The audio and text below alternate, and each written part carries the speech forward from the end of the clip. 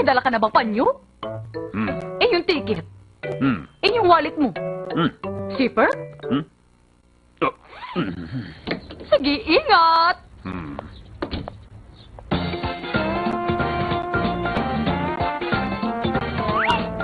Ang paglilinis ngayong bakasyon.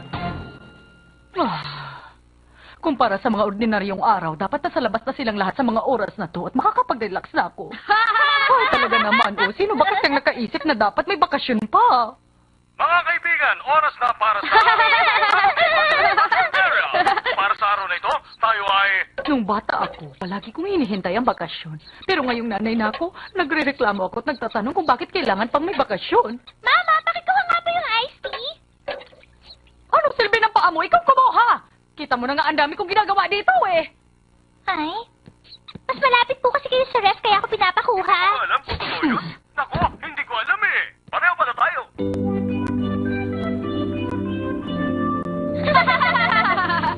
Aga pa lang, purong mga walang katuturan yung pinapanood nila palabas.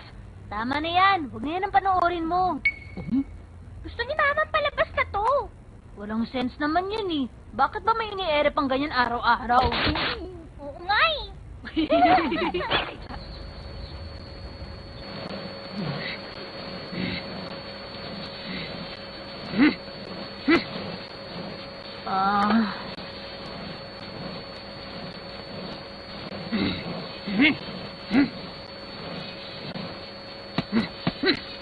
Mama naman kung kailangan tumabi ako, bakit hindi niyo na lang sabihin sa akin?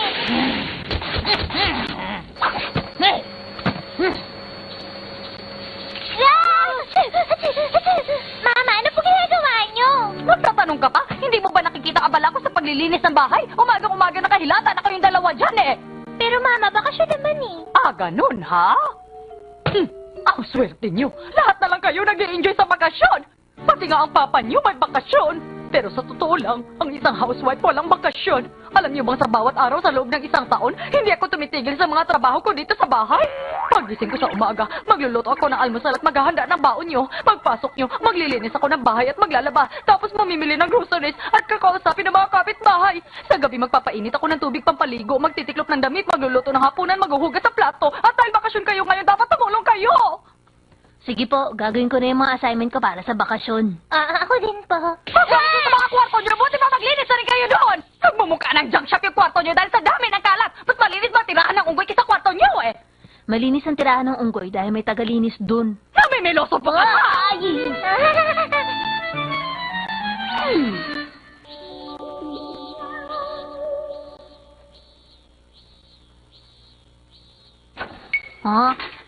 Naglinis ka na ba? Maya-maya na lang po. Mamaya ka nang mamaya dyan. Hindi mo na magagawa yan kung puro ka na lang mamaya. Ngayon ka na maglinis. Wala na akong magagawa kundi sundin siya.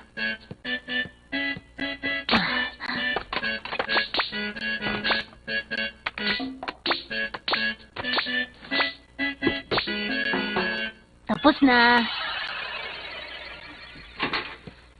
Nakahilera lang yung mga gamit mo para magmukha malinis yung kwarto mo. Mukha nang maayos kapag ganyan, hindi ba? Paano nagmukha maayos yan? Aba, Yoso! Ang ayos na dito, Pero, Mama... Mikan, ano pang ginagawa mo dito? Hindi mo pa rin nalilinis yung kwarto mo. Kasi po, tinitingnan ko lang po kung nandito sa kwarto ni Yuzu yung magazine ko. Bilisan mo na at hanapin mo na yun ngayon. Opo, gagawin na po. Ito pala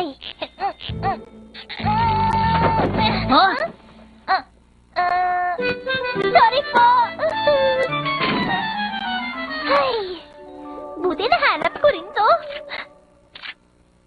Ito yung kwarto na may magandang view sa dagat.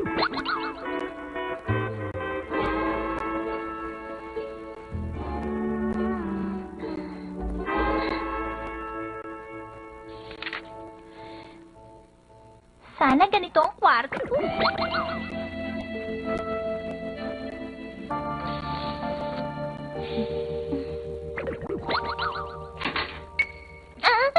Ano na naman yung inaatupag mo? Akala ko ba naglilinis ka na? Kasi po, Mama, Tumitingin lang po ako ng mga design ng kwarto dito sa magazine. Imbis na yan ang tignan mo. Tignan mo muna kung gaano kadumi itong kwarto mo. Itong tandaan mo, ang daga kahit na ilang beses pa niya subukan, hindi pa rin magiging kasing cute ng panda. Hindi ko maintindihan. Parang nyo na rin sinabing kahit na ilang beses nyo pa subukan, hindi pa rin magiging kasing sarap ng pagkain sa restaurant ng luto nyo. Tama, ganun na nga. Oh, niloloko mo pa ako! Ay. Ay. Totoo naman yun eh. Kahit na ano pang gawin ni Mama, hindi pa rin magiging kasing sarap ng pagkain sa restaurant ng luto niya. Pabigyan ka na nga niya ng mag-init ka!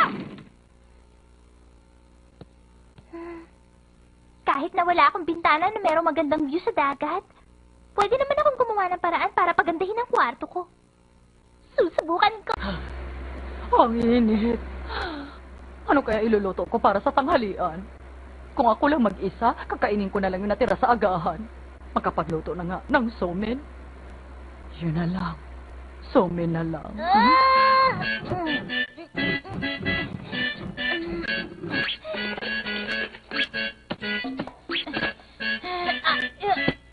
Abo, mukhang naglilinis na rin sa wakas. Hindi ba pwedeng maglinis si Mika ng kwarto ng tahimik? Okay na siguro to. Ayan, tamang-tama. Pakiramdam ko, meron akong maliit na opisina dito. Kahit na simple lang, pwede na din to. Saan nga pala ako matutulog?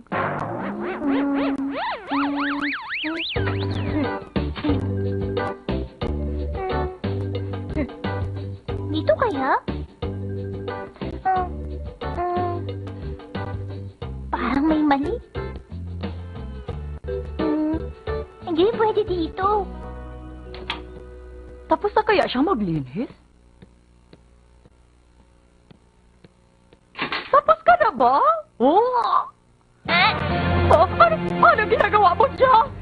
Tsaka bakit ganito? Parang opisina to ng isang mayor! Ibalik mo nga ito sa dati!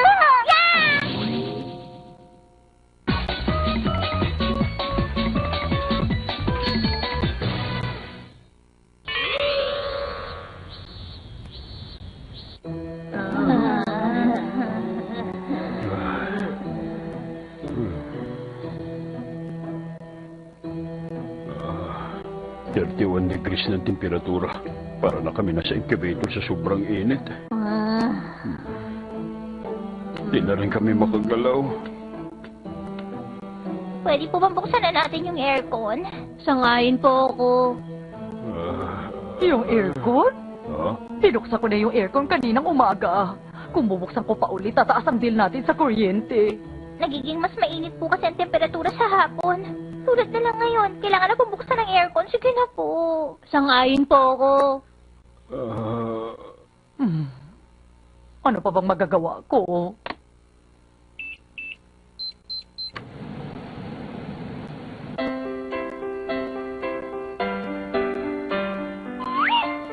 Sinisipon si Papa! Ay, ang sarap! Para na ka nasa langit. Pero pag medyo malamig na sa gabi, papatayin ko na yung aircon, ha?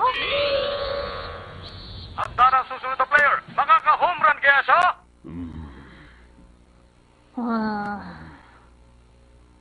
Ay, parang umiinit na po dito sa bahay.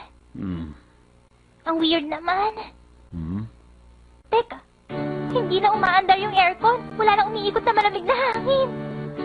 Masyado yata mataas yung temperature setting, kaya huminto na yung aircon. Nasaan yung remote control?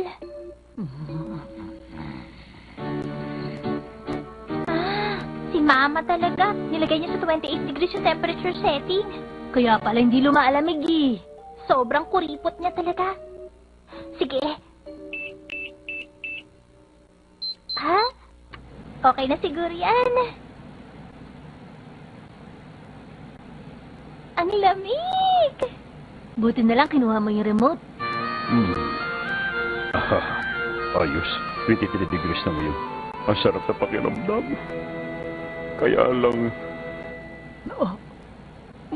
Nga pala, kailangan ko pang mamili ng iluluto para sa hapunan. Hindi niyo ba nararamdaman na sobrang lamig na? Ha? 23 degrees? Kaya pala nanginginig na ako sa sobrang lamig eh. Pero Mama, pagtataasan niyo po yung temperature, hihina po yung aircon. Iinit din po agad kapag ganon. Hindi pwede. Sobrang lamig na kasi ngayon. Kung sobrang lamig dito sa sala, makakasama na yun sa katawan. Tama lang ang 28 degrees. Pero sobrang init naman po pag ganon. Oo nga. Di po ba 24 degrees na nakaset pag umaga? Dapat i-adjust na po ngayon. Tapos 26 degrees pag matutulog na. Oo nga. Oh, okay. Sige, gawin na lang natin 25 degrees. Oh, masaya na kayo dyan? Maliit na bagay ng kuya, nagagalit na kayo. Binaba naman ang temperature ngayon.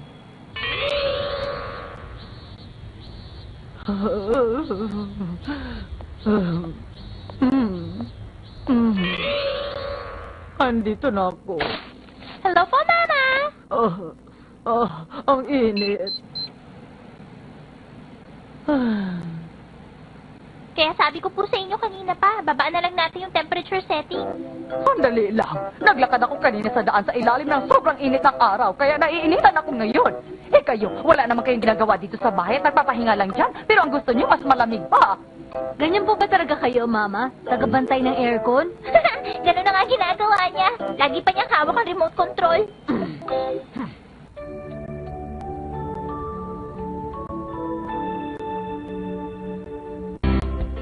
At pagdating ng gabi, binabantayan pa rin niya yung aircon at ayaw pakawalan ng remote control. At habang naglalatag siya ng mga kutsyon, nasa bulsa pa rin yung remote. May aircon sa kwarto nila Mama at Papa ngayong gabi. Nakaka-injit naman po kayo. Hindi papatayin ko nga. Papatayin nyo na? Gusto ko pa naman sana bukas yung aircon pag natutulog.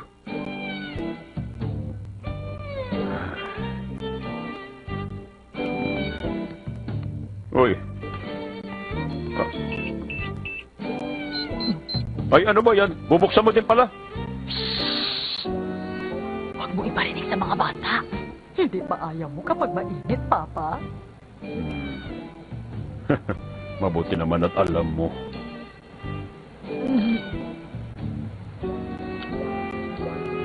Hating gabi na ngayon at 25 degrees na sa loob ng kwarto. Ang sarap ng tulog ko. Pero nung 2:00 na madaling araw, nagising ako.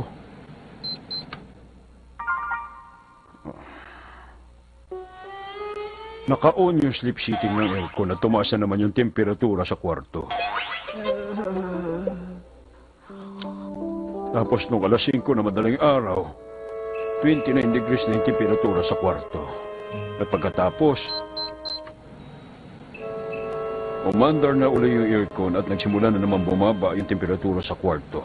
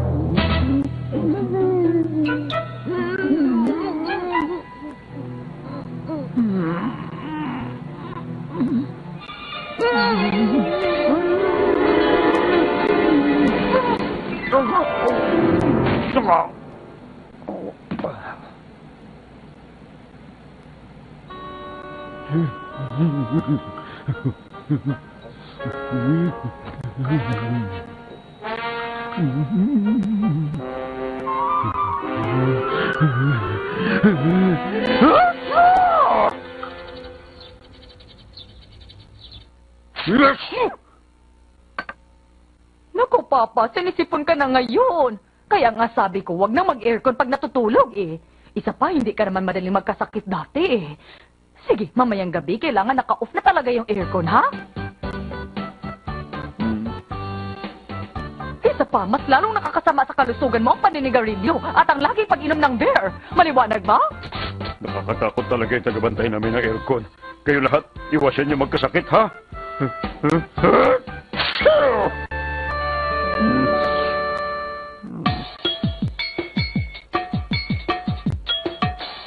Atashenchi!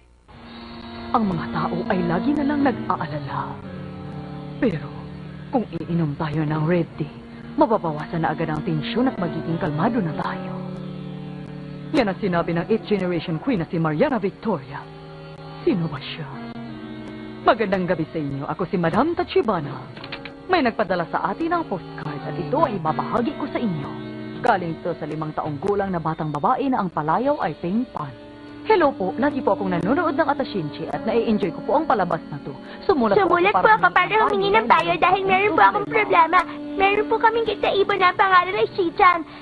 Pero nitong mga nakarang araw, palagi po siyang inaabangan ng pusa ng kapitbahay namin. Kawawa siya pag kinain siya ng pusa. Kinain siya ng pusa. Paano ko mapoprotektahan ang alaga ko si Chichan? May maipapayo po ba kayo?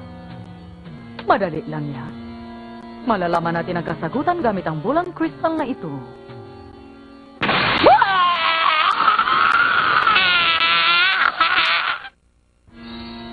Ano kaya mapoprotektahan ng cute na ibon na si Chichan para hindi siya kainin ng pusa ng kapitbahay na laging nakabantay sa kanya? Tulungan natin ang 5 taong kulang na bata na si Pingpan at ipakita mo sa amin ang kasagutan.